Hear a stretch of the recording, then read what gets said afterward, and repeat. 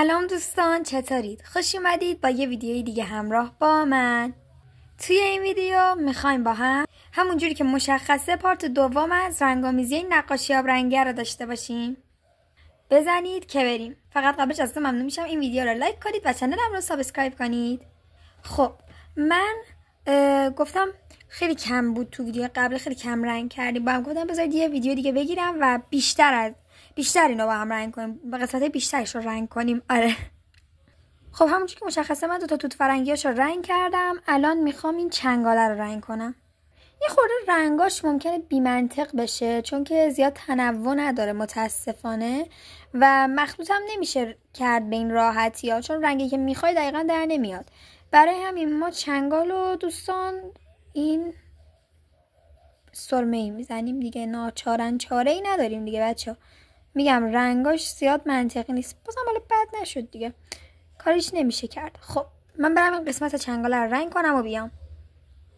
خب این قسمت چنگاله رو رنگ کردم، برم این تیکشم رنگ کنم و بیام. بچه خیلی کار لذت بخشیه، یعنی یه چیز راحت و خیلی کلا من دوست دارم، خیلی خوشم اومد. فکر میکردم اعصاب خورد کن باشه، یعنی مثلا مگنتیه انقدر نمیچسبید اعصاب منو خورد کرده بود، ولی این واقعا خیلی مثلا حس خیلی جالب و خوبی داره، من خیلی دوستش دارم. حالا بریم سراغ این پاپیون چنگاله. وسطش رو میخوام زرد کنم، البته اگه رنگ زردش بیاد. فکرم خیلی رنگ زردش کم رنگ شه، چون میگم کلن خیلی کم رنگن اینا. نمیدونم، حالا میگم هم حجمش کمه که چون با آبه خیلی کم رنگه. البته زردش خوب بود نسبت به انتظاری که ازش داشتم.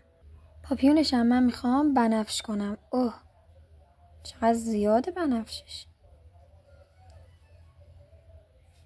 خب اینم برم رنگ کنم بیام. اینم از پاپیونش. بیاین اینا رو رنگ کنیم، این مثلثی ها. اسمش یادم رفته. یکیشو قرمز میکنم یکیشو نارنجی. اینو میزنم تو آب. خب بالایی رو قرمز کنم. خب برم رنگ کنم بیام. خب دوستان من اینو رنگ کردم، ولی یه چی فهمیدم و خیلی ناراحتم. بچه قرمزش همین الان، یعنی من فقط برای توت فرنگی نمی‌کنم تموم شد، یعنی میبینید داغون شد دیگه، از این ور قشنگ اینجوری شده. و من این مای ملودی رو خود چجوری الان رنگ کنم؟ می‌خواستم قرمزش کنم. به هر حال بریم اون یکی هم اینم رنگ کنیم و بیایم. این شده از این. تو پارت های بعدی میبینمتون.